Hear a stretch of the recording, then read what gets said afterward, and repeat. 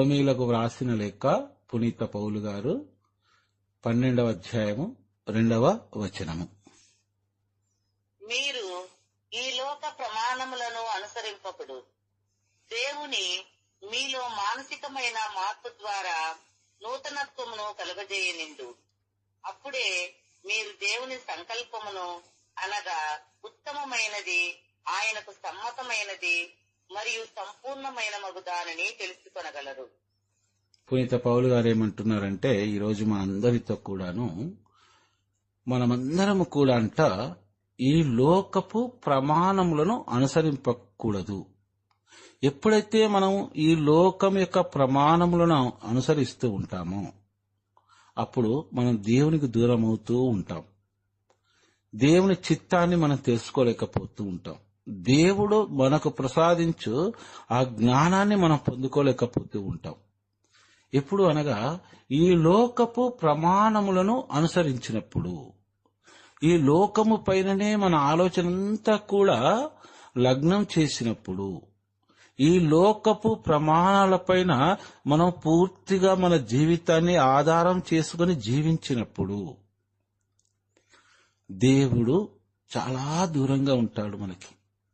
మనకి కంటికి కనిపించినంత దూరముగా, మన ప్రార్థనను ఆలకించినంత దూరముగా దేవుడు ఉంటాడని ఈ వాక్యం ద్వారా పౌలు గారు మనకు తెలియజేస్తూ ఉన్నాడు. మీలో మానసికమైన మార్పు ద్వారా నూతనత్వమును కలుగజేయనిండు. దేవునికి మనం ఏం అవకాశం ఇవ్వాలి అంటే, మనం దేవునిలో ఎంతగా ఎదుగుతున్నామో తెలుసుకోవడానికి, దేవుడు మనల్ని ఎంతగా ప్రేమిస్తున్నాడో మనము తెలుసుకోవడానికి ఒకే ఒక ఉదాహరణ మనకి ఇక్కడ తెలియజేస్తూ ఉన్నాడు పౌలు గారు. మానసికమైన మార్పు రావాలి, మనలో ఆధ్యాత్మికమైన మార్పు రావాలి. భౌతికమైన మార్పు కాదు దేవుడు అడిగేది ఇక్కడ. మన మనస్సు ఎలా ఉంది, మన మనస్సు దేనిని కోరుకుంటుంది? దైవాన్ని కావాలని కోరుకుంటుందా, లేదా ఈ లోకంలో ఉన్న ధనాన్ని కావాలని ధనం వైపు పరిగెత్తే విధముగా మన మనసు పరిగెడుతూ ఉందా అనేది మనం ఎప్పుడైతే తెలుసుకోగలుగుతామో ప్రియ సోదరులారా, మనకు వెంటనే తెలిసిపోతుంది. నేను దేవుణ్ణి నాలోనికి స్వీకరిస్తున్నాను కాబట్టి ఈరోజు నా మానసిక పరిస్థితి ఎంత అలజడిగా ఉన్నా కూడాను ఆయన చక్కదిద్దగల గొప్ప మహాదేవుడు నాకున్నాడు అనే విశ్వాసం మనలో కలిగినట్లయితే ఆ శాంతి, దేవుని యొక్క శాంతి మనకొస్తూ ఉంది. వస్తూ ఉన్నప్పుడు వెంటనే మనకు తెలిసిపోతుంది, నేను చాలా దగ్గరగా ఉన్నాను దేవుడికి, దేవుడు నా చెంతనే ఉన్నాడు అని మనకు తెలుస్తూ ఉంది. మనం ఎప్పుడైతే దేవునికి ఆ అవకాశాన్ని మనం ఇవ్వగలుగుతామో, దేవుని ద్వారా ఆ మార్పు మనం ఎప్పుడైతే తెలుసుకోగలుగుతామో, నూతనత్వమును కలుగజేయనిండు. మనలో ఒక నూతన వ్యక్తిలా చేస్తూ ఉన్నాడు దేవుడు. ఎప్పుడైతే ఆయన చిత్తాన్ని మనం నెరవేర్చగలుగుతూ ఉంటామో, ఆయన చిత్త ప్రకారము మన జీవితాన్ని మలుచుకోగలుగుతామో, ఆయన శాంతి సమాధానాలు మనకు ప్రసాదించి ఉన్నాడు. ఆ శాంతి సమాధానాలు మన గృహాలలో, మన కుటుంబంలో ఎప్పుడైతే వర్ధిల్లుతూ ఉందో, దేవుడు మనలను మానసికమైన మార్పు ద్వారా నూతనత్వమును కలుగచేస్తూ ఉన్నాడని ప్రియ సహోదరులారా మనందరం కూడా తెలుసుకోగలగాలి. అప్పుడే మీరు దేవుని సంకల్పమును అనగా ఉత్తమమైనదియు, ఆయనకు సమ్మతమైనదియు, సంపూర్ణమైనదియు అగు దానిని మీరు తెలుసుకొనగలరు. ఆయనకిష్టమైన బిడ్డలుగా మనం జీవిస్తున్నామా లేదా? కొంతమందికి చాలా ధనం ఉంటుంది, కానీ వారి కుటుంబాలలో శాంతి సమాధానాలు ఉండవు. కొంతమందికి వారికి అవసరతలకు తగినంతగానే ధనం ఉంటుంది, వారి అవసరతలు ఏ రోజు అవసరతలు ఆ రోజు తీరుస్తూ ఉంటాడు దేవుడు. కానీ అలాంటి కుటుంబాలలో, కొన్ని కుటుంబాలలో శాంతి సమాధానం ఉంటుంది. ఇవన్నీ కూడా మనకు కొత్తగా అనిపించే మాటలు కాదు ప్రియ దైవబిడ్డలారా. నేను చెప్పే ప్రతి మాట కూడాను అనుదినము మనం చూస్తూ ఉన్నాము. దేవుడు అదే మాట్లాడుతూ ఉన్నాడు మనతో. ఎప్పుడైతే దేవుని సంకల్పమును మనం నెరవేర్చే బిడ్డలుగా ఉంటామో ఉత్తమమైనదియు ఆయనకు సమ్మతమైనదియు సంపూర్ణమైనదియు దానిని తెలుసుకొనగలుగుతాం మనం. ఇది దేవునికి నేను ఇష్టమైన కార్యాన్ని చేస్తూ ఉన్నాను అనేది మనం తెలుసుకోగలుగుతూ ఉన్నాము. దేవునికి మనం ఇష్టమైన కార్యాన్ని చేస్తూ ఉన్నాము అని మనం ఎప్పుడైతే తెలుసుకోగలుగుతూ ఉంటామో దేవుడు స్వయముగా మాతో పాటు ఉన్నాడని మనం దృఢముగా నమ్మగలుగుతాము. ప్రియ సోదరులారా, అమ్మ వాక్యం అర్థమవుతుంది కదా మీకు? అర్థమవుతుంది బ్రదర్. చూడండి అమ్మా, 37వ కీర్తన 5 నుంచి 7వ వచనం వరకు చదవండి. కీర్తన 37 అధ్యాయము 5వ వచనము నుండి 7వ వచనం వరకు చదవండి. ప్రభువు మీదనే భారము వేయము, నీవు ఆయనను నమ్మినచో ఆయన నీ కార్యమును నెరవేర్చును. ఆయన నీ మంచితనమును వెలుగువలే ప్రకాశింపచేయును. నీ ధర్మవర్తనమును మధ్యాహ్నపు సూర్యుని వలె వాసిల్ల చేయును. దేవుని ముందట నెమ్మదిగా నిలిచియుండుము. ఆయన అనుగ్రహము కొరకు ఓపికతో వేచి ఉండుము. ఇతరులు సంపదలు ఆర్జించుటను గూర్చి గాని కుతంత్రములు పన్నుటను గూర్చి గాని ఆందోళన చెందకము. చాలమ్మా, చూడండి, మనం ఇంతకుముందు చూసినట్లుగా దేవునికి మనం ఇష్టమైన బిడ్డలుగా మనం ఎప్పుడైతే జీవిస్తామో ఆయన మనతో ఉన్నాడని మనకు వెంటనే తెలిసిపోతూ ఉంది. ఎప్పుడైతే మనకి ఎంత ఆస్తిపాస్తులున్నాను, లేదా ఎంత తెలివితేటలున్నాను, ఎంత పెద్ద పెద్ద జాబ్స్ చేస్తూ ఉన్నా కూడాను మన గృహాలలో శాంతి సమాధానం ఎప్పుడైతే కొరబడి ఉంటూ ఉందో అప్పుడు సాతానుకు మనము బానిసలం అవుతున్నామని తెలుస్తూ ఉంది. ఇవి 2 కారణాలు, ఇవి 2 విషయాలను మనం చాలా బాగా గుర్తుపెట్టుకోవాలి. ఒకవేళ దేవునికి దగ్గరగా మనం జీవించినట్లయితే దేవుడు మనల్ని ఏ విధముగా ఘనపరుస్తాడు అనేది మనం ఈ వాక్యంలో చూడొచ్చు. ప్రభువు మీదనే భారం వేయుము. దేవుని నమ్మి విశ్వసించే ప్రతి బిడ్డ కూడాను చిన్న సమస్య నుంచి మొదలుకొని కూడాను, లేదా వారి గృహాలలో కావచ్చు, వారుంటున్న స్థలాలకు కావచ్చు, చిన్న శుభకార్యాల నుంచి మొదలుకొని పెద్ద పెద్ద కార్యాల వరకు ప్రతి దానిపైన కూడా ప్రభువు మీదనే ఆధారపడుతూ ఉంటారంట వారు. ప్రభువు మీదనే ఆ భారం వేయుము, నీవతనిని నమ్మినచో అతడు నీ కార్యమును నెరవేర్చును. చాలా గొప్ప మాట ఇది. మనం ఎప్పుడైతే ఆ దేవాది దేవుణ్ణి పూర్ణ మనసుతో విశ్వసించగలుగుతామో మనం చేసే ప్రతి కార్యము కూడా, ప్రభువా నేను నామమాత్రుని మాత్రమే, ఈ లోక దృష్టిలో నేను చాలా గొప్పవాణ్ణి కావచ్చు, కానీ నేను నామమాత్రుని మాత్రమే, కానీ ఈ కార్యాన్ని గణపరచు దేవుడవు నీవే, నీ మీదనే నీ పూర్తి భారం వేస్తూ ఉన్నాను అని మనం ఏ కార్యాన్ని మొదలుపెట్టినప్పుడైనా కూడాను మనము దేవుని ప్రార్థించాలి. ప్రియ సోదరులారా, వాక్యం మనకు అదే తెలియజేస్తూ ఉంది. ఈ వాక్యాలు పవిత్రాత్మ దేవుని ద్వారా వ్రాయబడినని మనం విశ్వసించాలి. ఎందుకంటే ఆలనాడు మనం పవిత్ర గ్రంథాన్ని చూసినట్లయితే చాలా మంది విశ్వాసులు ఇలాంటి ప్రార్థనలు చేసి దేవుని మీద పూర్తిగా భారాన్ని వేసి పూర్తిగా తను ఖచ్చితంగా నా జీవితంలో ఈ కార్యాన్ని చేస్తాడు అని నమ్మి విశ్వసించే వారిని మనం పవిత్ర గ్రంథంలో చాలా మందిని చూడవచ్చు. ప్రియ సోదరులారా, ప్రభువు మీదనే భారం వేయము, నీవతనిని నమ్మినచో అతడు నీ కార్యమును నెరవేర్చును. అది ఏ కార్యమన్నా కానీ ఒక్కొక్కసారి మనకు అనిపిస్తూ ఉంది, మన పరిస్థితిని బట్టి, వామ్మో ఈ కార్యం చేయడం నా వల్ల అవుతుందా, నేను చేయగలనా అసలు ఈ కార్యము అని ఒక్కొక్కసారి చాలా మంది బాధపడే సందర్భాలు ఉంటాయి. అది ఎలాంటి కార్యమైనా కావచ్చు, మనకు అది కొండంతగా కనబడుతూ ఉంది. ప్రభు అంటున్నాడు, నీవు కలత చెందకు, ఆందోళన పడవకు, నీ పూర్తి భారాన్ని నా మీద వేసినట్లయితే నీ ప్రతి కార్యాన్ని కూడా నేను నెరవేరుస్తాను అంటున్నాడు దేవుడు. మనం నమ్మి విశ్వసించగలగాలి. పూర్తిగా దైవ వాక్కును మనము భుజించాలి. దైవ వాక్కు చిత్త ప్రకారము మనం జీవించినట్లయితే మన ప్రతి భారాన్ని కూడా తన పైన వేసుకొని మన ప్రతి కార్యాన్ని కూడా తాను విజయవంతం చేయు ఆశ్చర్యకరుడైన మహా గొప్ప దేవుడు మన దేవుడు. అతడు నీ మంచితనమును వెలుగు వలె ప్రకాశింపజేయును. అంత గొప్ప కార్యాన్ని ఎంతో సులువుగా నెరవేర్చినప్పుడు చాలా మంది నిన్ను చూసి ఆశ్చర్యపోతూ ఉంటారు. ఒక్కొక్కసారి నీకు కూడా ఆశ్చర్యం అవ్వచ్చు. నా వల్ల అవ్వదనుకున్నాను, కానీ నేనెంతో అలజడి చెందాను నా మనసులో. ఇంత సులువుగా అవుతుందని నేను అనుకోలేదు. దేవునికి స్తోత్రం అని మన మనసులో ఆ దేవాది దేవునికి స్తోత్రాలు చెప్పే సందర్భాలు చాలా ఉండవచ్చు.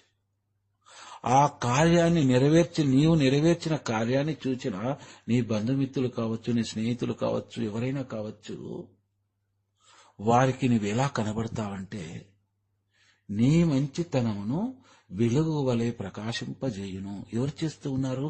దేవుడు చేస్తూ ఉన్నాడు. దేవుణ్ణి నమ్ముకున్న బిడ్డకు సర్వము సాధ్యమే. నీవు వారికి ఒక వెలుగులా కనిపిస్తావట. వెలుగు అంటే మార్గం.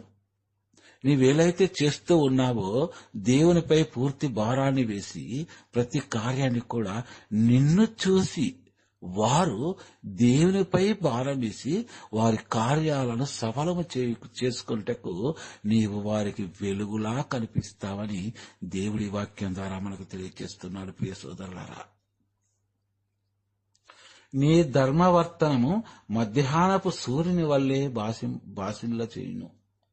నీవు ఎంత నీతిగా ఉంటావో, ఎంత ధర్మముగా నీవు ఉంటావో అదంతా కూడా నిన్ను చూసేవారికి, నీవు మామూలు వ్యక్తివే లానే నీకు అనిపిస్తూ ఉంది, కానీ నిన్ను చూసిన వారికి మధ్యాహ్నపు సూర్యుని మనం చూస్తే ఆ వెలుగు, ఆ కాంతి చూడలేరు చాలా మంది కూడా.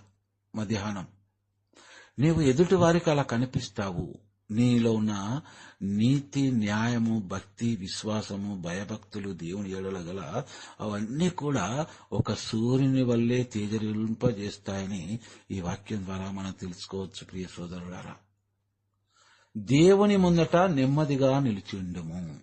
ఈ 2 వచనాలు మన జీవితంలో నెరవేరాలి అంటే ఈ 7వ వచనం మనం తప్పకుండా పాటించాలి. అందరూ కూడా చాలా బాగా గమనించండి. బైబిల్ గ్రంథాన్ని చూడండి, ప్రతి వాక్యాన్ని గమనించండి. గమనించినప్పుడు వాక్యములో ఉన్న నిగూఢ రహస్యాలను మనం తెలుసుకోగలుగుతాం. దేవుడు ఆ నిగూఢ రహస్యాన్ని మనకు తెలియచేస్తూ ఉన్నాడు. అందరు కూడా జాగ్రత్తగా ఆలకించాలి. చూడండమ్మా, దేవుని ముందట నెమ్మదిగా నిలిచియుండుము, అతని అనుగ్రహము కొరకు ఓపికతో వేచియుండుము. దేవుని ఎదుట నెమ్మదిగా నిలిచి ఉండడం అంటే ఏంటి? మనలోని విశ్వాసము, మనకు కష్టమైన రావచ్చు, బాధైన రావచ్చు, వ్యాధైన రావచ్చు, ఎలాంటి చెడు మనకి సంభవించినా కూడాను దేవుని సన్నిధిలో మనము చేయు ప్రార్థన ఆయన పైన పూర్తిగా భారం వేసి చేయాలి.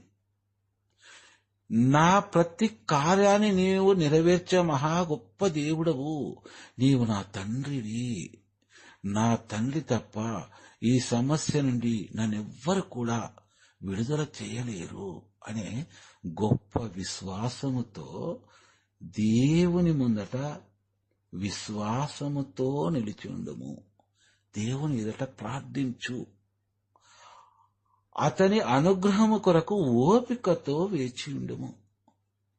అతడు నిన్ను అనుగ్రహిస్తాడు, నీ ప్రార్థనను ఆలకిస్తాడు,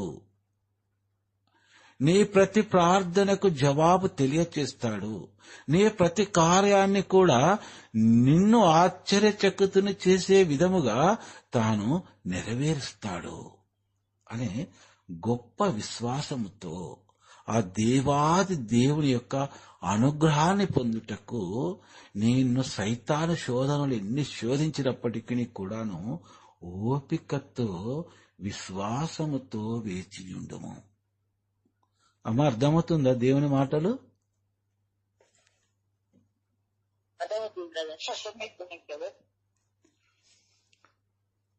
ఇక్కడ ఈ ఓపికతో వేచి ఉన్న సందర్భంలో మనం ఒకటి గమనించాలి. దేవుడు మనల్ని హెచ్చరిస్తూ ఉన్నాడు. అంటే హెచ్చరించడం అనే దానికంటే కూడాను మనకు కొన్ని జాగ్రత్తలు తెలియచేస్తూ ఉన్నాడు.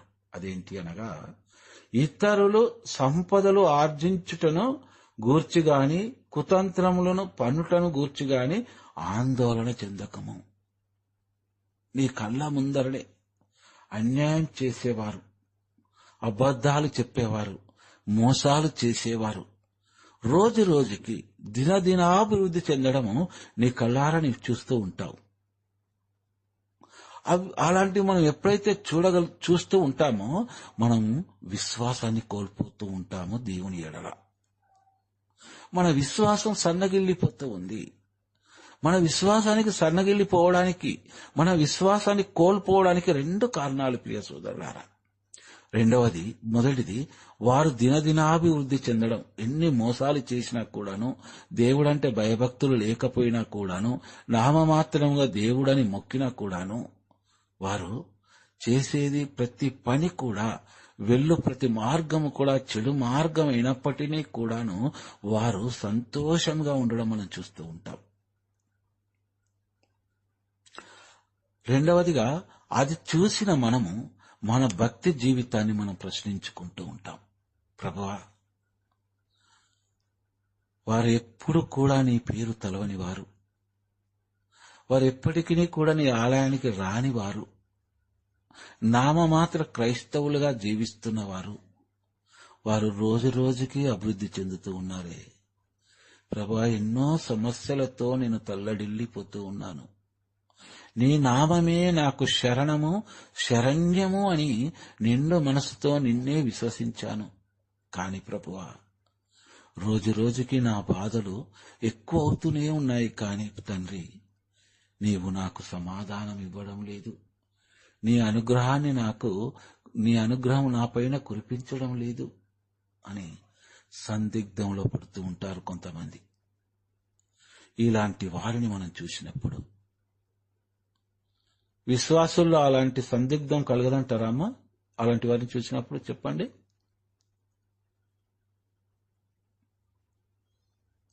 వింటున్నారు? కలుగుతుంది. అనిపిస్తున్నాను, కలుగుతుంది. కానీ ప్రభు ఏమంటున్నాడంటే, ఇతరులు సంపదలు అర్జించుటను గూర్చి గాని కుతంత్రములు పనుట గూర్చి గాని ఆందోళన చెందకము. నీ బంధుమిత్రులే కావచ్చు, తోటి సహోదరులే కావచ్చు, నీ ఇరుగు పొరుగు వారే కావచ్చు, నీ దగ్గర వారే కావచ్చు, కొందరు నీకు ఉచిత సలహాలు కూడా ఇస్తూ ఉంటారు. అనుక్షము దేవుడా దేవుడా అంటూ ఉంటావు, ప్రార్థనలు చేస్తూ ఉంటావు. నీ ప్రార్థనలు ఆయన వింటూ ఉన్నాడా? అసలు దేవుడు ఉన్నాడా? మమ్మల్ని చూడండి, మేమెంత బాగున్నాము అని సాతాను ప్రేరణ ద్వారా మన వ్యక్తులు అనుకున్న వారే, మన ప్రాణ స్నేహితులు అనుకునేవారే, మన బంధుమిత్రులు అనుకునేవారే మనతో ఈ మాటలు మాట్లాడుతూ ఉండవచ్చు. కానీ దేవుడు అంటున్నాడు, ఆందోళన చెందకము, వారి మాటలు నీవు పట్టించుకోకుము, వారి అభివృద్ధిని చూసి నీవు ఆందోళన పడక్కు. నీకు ఎప్పుడు ఏమివ్వాలో నాకు తెలుసు అంటున్నాడు దేవుడు. చూడమ్మా, 23వ వచనం 24వ వచనం చదవండి. ప్రభువే నరుని నడిపించెను, అతడెవని వలన ప్రీతి చెందును, వాడు అభ్యుదయమును బడయును. ఆ నరుడు పడిపోయినను మరలా లేచును, ప్రభువే అతనిని చెయ్యి పట్టుకుని పైకి లేపును. మనమందరం కూడా ఈ 2 వాక్యాలను బాగా విశ్వసించగలగాలి. ప్రభువే నరుని నడిపించును, ఆయన ఎవని వలన ప్రీతి చెందునో వాడు అభ్యుదయము బడేను. మనం ప్రభువే, దేవుడే మనం నడిపిస్తున్నాడని మనం మొట్టమొదటిసారిగా గుర్తుంచుకోవాలి. మన కష్టాలలో కావచ్చు, మన సుఖాలలో కావచ్చు, మన సంతోషంలో కావచ్చు, మన దుఃఖంలో కావచ్చు, ప్రతిదీ కూడా మనం దేవుని పైన భారం వేసినప్పుడు, ప్రభువా నీవే నన్ను నడిపిస్తున్నావు కాబట్టి నేను పూర్తిగా నమ్ముతూ ఉన్నాను, విశ్వసిస్తూ ఉన్నాను. సంతోషం కలిగినప్పుడు దేవుడా అని పొగడడం కాదు, మన కష్టాలు వ్యాధి బాధలు వచ్చినప్పుడు దేవుని నిరాకరించడము కాదు. కష్టాలలో కావచ్చు, సంతోషాలలో కావచ్చు, మనం ఎప్పుడు కూడా ఒకే విధముగా ఉన్నట్లయితే ఆయన మనం నడిపిస్తున్నాడని మనం విశ్వసించినట్లయితే ఆయన ఎవని వలన ప్రీతి చెందునో, ఎవరి భక్తి విశ్వాసాలను అతడు ఆస్వాదించునో, ఎవరి ఎడల తాను వసిస్తున్నానని ప్రార్థనలో తను చేస్తూ ఉన్నాడో అతని ఎడల దేవుడు ఎంతగానో ప్రీతి చెందుతాడంట. వాడు అభ్యుదయం పడిను, అలాంటి వారు అభ్యుదయాన్ని పడుస్తారు అని తెలియజేస్తున్నాడు. అంతేకాకుండా అలాంటి వ్యక్తులు దైవ భయము, దైవ చిత్తముని నెరవేర్చే ప్రతి బిడ్డ కూడా పడిపోయినను మరలా లేచును. వారికి అపజయం అనేది ఉండదు. అపజయము వారి దరిదాపులకు కూడా రాదు. వచ్చినట్లు మనకు అనిపించిన కొన్ని సైతాను శోధనల వల్ల పడిపోయినను మరలా లేచును. నేను ఇప్పుడు పడిపోతున్నాను కష్టాలలో, కానీ నేను లేస్తాను. నా దేవుడు నాలో ఉన్నాడు. ప్రభువే అతనిని చేయి పట్టుకొని లేపును. నేను ఈరోజు పడిపోతున్నాను కావచ్చు, అవమానాలు పొందుతున్నాను కావచ్చు, అందరిచే అవహేళన నన్ను చేస్తూ ఉండవచ్చు. నా దీన స్థితిని, నా పరిస్థితిని బట్టి చాలా మంది నన్ను పలకరించడానికి కూడా నిరాకరిస్తూ ఉండవచ్చు. కానీ ఈరోజు నేను పడిపోతున్నానని వీరందరూ అనుకుంటూ ఉన్నారు, కానీ దేవుడు నా చేయి పట్టుకొని నన్ను లేపుతాడు. ఈ విశ్వాసము మనలో రావాలి ప్రియ సోదరులారా. దేవుడే స్వయముగా మాట్లాడుతూ ఉన్నాడు మనతో. నీవు అనగా నాకు ఎంతో ప్రీతి అంటే ఎంతో ఇష్టము. కాబట్టి నీవు పడిపోయినను మరలా లేస్తావు. ఎలా లేస్తావు? నీ స్వీయ బలముతో కాదు, నేను నీ చేయి పట్టుకొని పైకి లేపుదును. దేవుడు మనకు చేస్తున్న వాగ్దానం ఇది. దేవుని ఎడల మనం భయభక్తులు కలిగిన వారై ఉంటే దేవుడు మనకు చేస్తున్న వాగ్దానం. ప్రియ దైవ బిడ్డ, నీ కష్టాలలో నీవెప్పుడు బాధపడకు. నిన్ను అందరు కూడా చిన్న చూపు చూస్తూ ఉన్నారని, హేళన చూస్తూ ఉన్నారని, నీ పరిస్థితి బాగలేదు, ఈరోజు నేనెవరు పలకరింపడానికి కూడా ఇష్టపడడం లేదేమో, కానీ ప్రియ దైవ బిడ్డ, దేవుడు ఈరోజు ఈ సమయంలో నీతో వాగ్దానం చేస్తూ ఉన్నాడు. నేను నీ చేయి పట్టుకుని లేపేదను అని. ఈ వాగ్దానాన్ని నీ వ్యక్తి పట్టుకుని ప్రార్థించు ప్రియ దైవ బిడ్డ. నీవే కష్టంలో ఉన్నావో నీకు ఆ దేవునికి మాత్రమే తెలియను. ప్రభువా, నీవు నా చేయి పట్టుకొని లేపుతానని నాకు వాగ్దానం చేసి ఉన్నావు. ఇప్పుడు నేను క్రింద పడిపోయి ఉన్నాను తండ్రి అని మోకరిల్లి కన్నీటితో ప్రార్థన చేయి ప్రియ సోదరి సోదరుడా. 41వ కీర్తన 1వ వచనం చదువమ్మా. రోగి ప్రార్థన. పేదలను ఆదరించువాడు ధన్యుడు.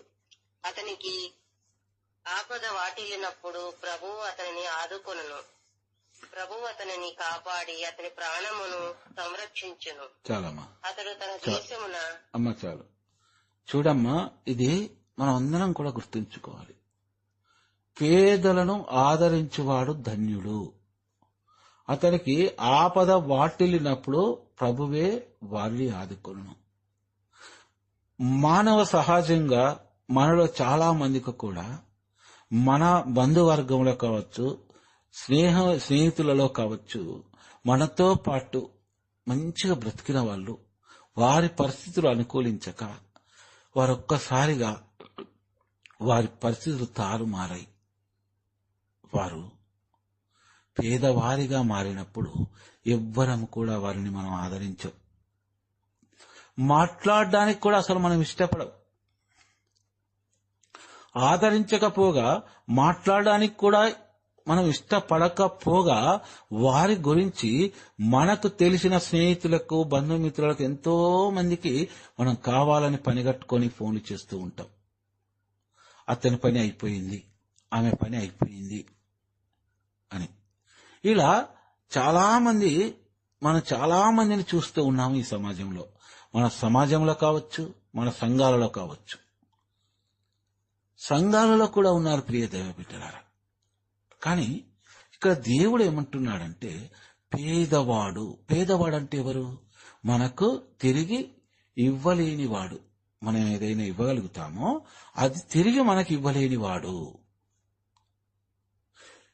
నిన్న మొన్నటి దాకా మనతో ఎంతో సంతోషంగా జీవించి ఎంతో మంచిగా మనతో అతి స్నేహముగా ఉన్న వ్యక్తి ఈరోజు ఏమీ లేనివాడైనప్పుడు మనం అతనికి దూరంగా వెళ్ళిపోతూ ఉంటాం. ఇలా చాలా మంది ఉన్నారు. ఇతనికి డబ్బులు ఇస్తే నాకు ఇస్తాడా? ఎక్కడి నుంచి తీసుకొచ్చి ఇస్తాడు? వ్యక్తిపరంగా చాలా మంచోడు, కానీ ఆర్థిక పరంగా అతని దగ్గర ఏమీ లేదే. డబ్బులు ఇవ్వాలని ఉంది నాకు, కానీ తిరిగి ఇవ్వలేని పరిస్థితి కదా అది. అతనికి ఎందుకు ఇవ్వాలి? అతన్ని చూస్తే జాలి వేస్తోంది అని ముసలి కన్నీళ్లు కార్చే చాలా మంది ఈ సమాజంలో కావచ్చు, మన సంఘాలలో కావచ్చు మనం చూస్తూ ఉన్నాం ప్రియ సోదరులారా. ఏమన్నా చూడడం లేదంటారా? చెప్పండి అమ్మా, చూస్తున్నామా లేదా?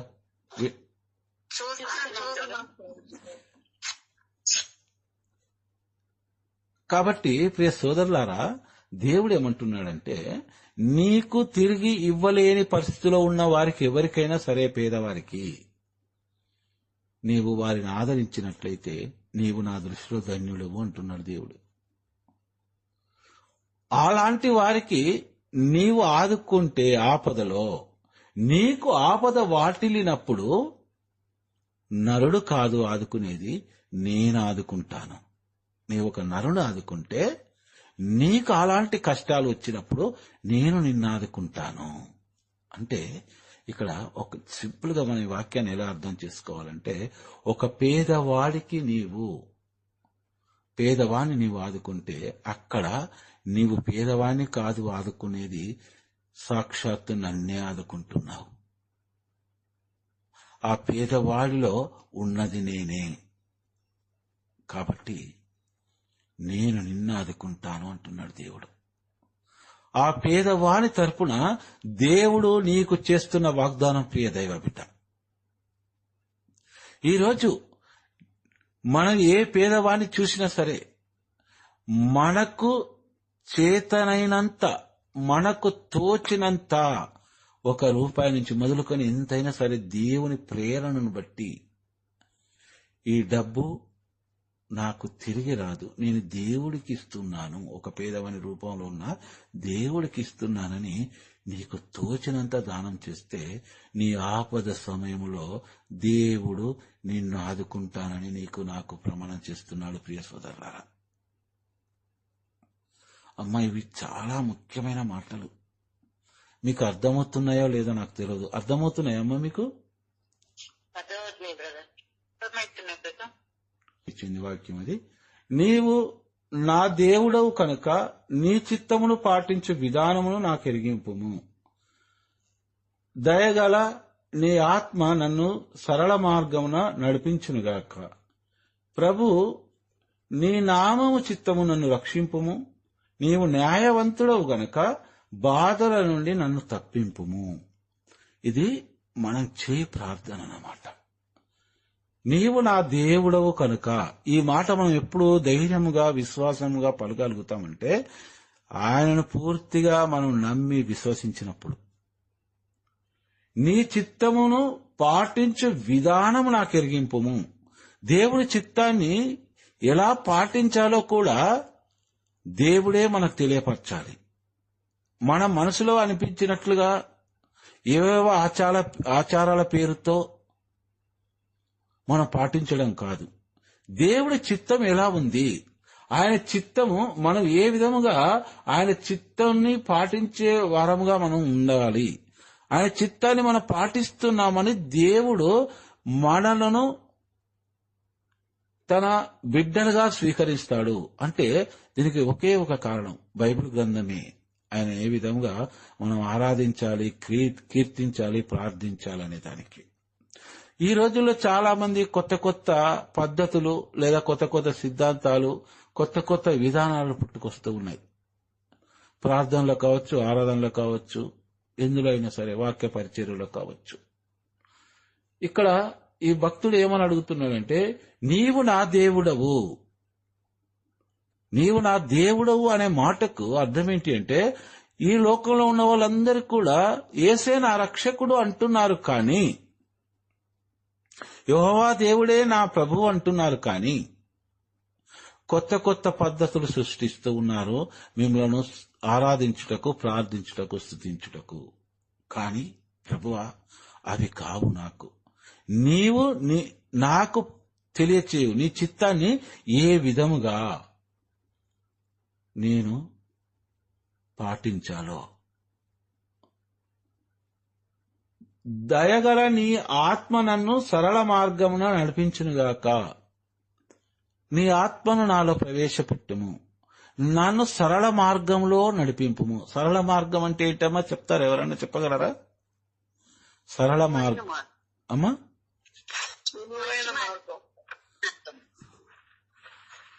సులువైన మార్గం. సరే, ఒక్క నిమిషం చూడండి. సరళ మార్గము అనగా ఈ మానవ జీవితంలో మనకెన్నో అడ్డంకులు వస్తూ ఉంటాయి, ఎన్నో ఇబ్బందులు వస్తూ ఉంటాయి, అనుకోని పరిస్థితులు వస్తూ ఉంటాయి. మనం ఎన్నడూ కూడా కలలో కూడా అనుకోమన్నమాట, వాటి గురించి తలంచం. కానీ అలాంటి పరిస్థితుల్ని మనం సడన్ గా ఎదుర్కోవాల్సి వస్తూ ఉంటుంది. ఒక్కొక్కసారి మన ప్రమేయం లేకుండా వాటికి మనం బాధ్యులం అవ్వాల్సి వస్తూ ఉంది. ఇది మార్గం, మానవ ప్రయాణం.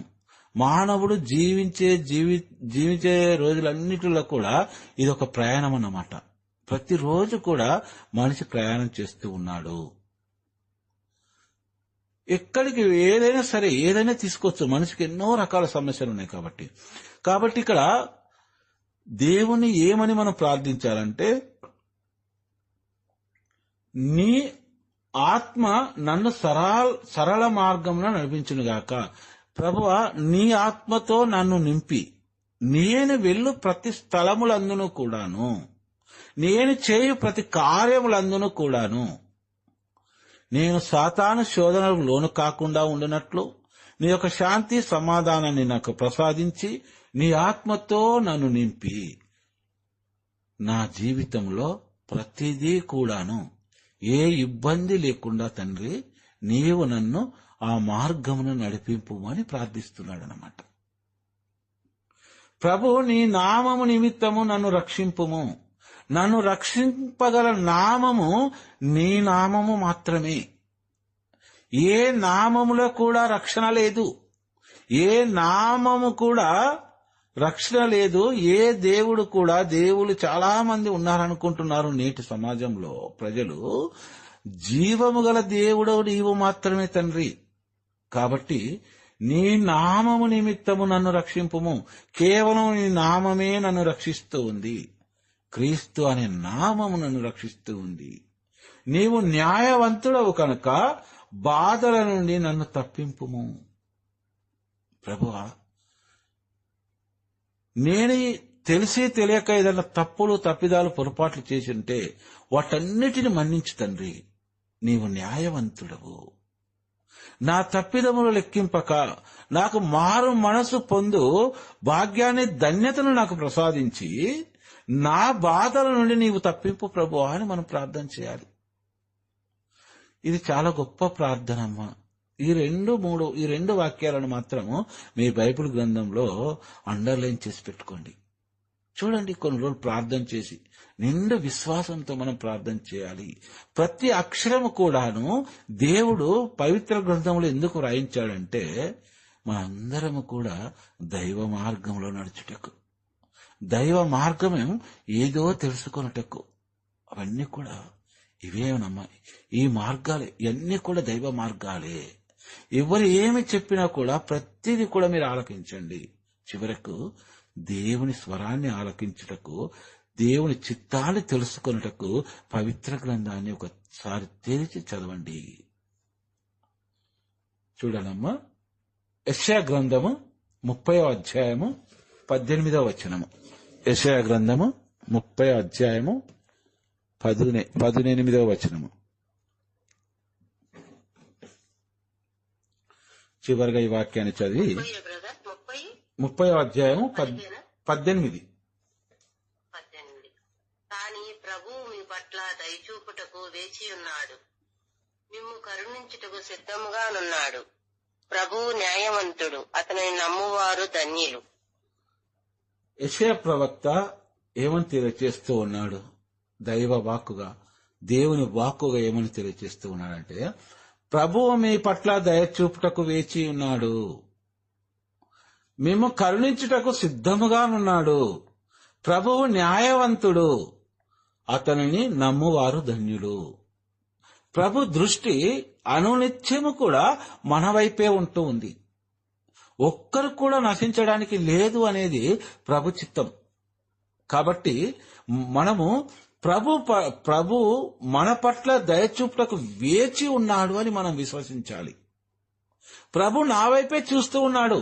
ప్రభు నా పట్ల దయచూపి తన కృపావరాలను కురిపించుటకు దేవుడు అనుక్షణము నా వైపే చూస్తూ ఉన్నాడని మనం నిండు మనసుతో విశ్వసించగలగాలి. మనలను కరుణించుటకు సిద్ధంగా ఉన్నాడంట దేవుడు. కానీ ఈరోజు మనము ఈ లోకంలో చేస్తున్న కొన్ని పాప కార్యాలను బట్టి మనం దేవునికి దూరంగా వెళ్ళిపోతూ ఉన్నాం. మనం మొట్టమొదటిసారిగా చదువుకున్నాం కదమ్మా, ఏమని చదువుకున్నాము? మీరు ఈ లోకపు ప్రమాణములను అనుసరింపకుడు.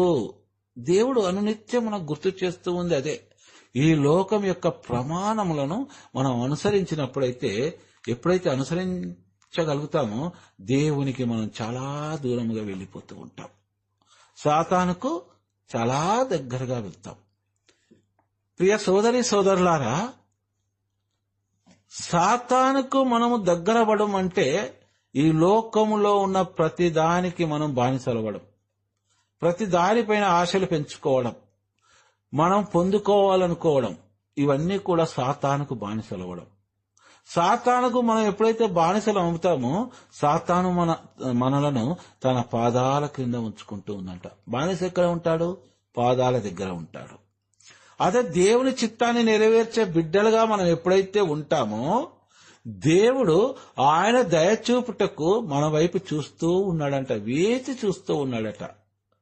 ఆయనకిష్టమైన బిడ్డలుగా మనం జీవించినట్లయితే దేవుడి హృదయానికి, ఒక చిన్న పిల్లను మనం ఏలైతే మనం ఎత్తుకొని హత్తుకుంటామో మన హృదయానికి, అలా హత్తుకుంటాడంట దేవుడు. చూడండి ప్రియ దైవ బిడ్డలారా, సాతానుకు దేవునికి ఎంత వ్యత్యాసం ఉందో.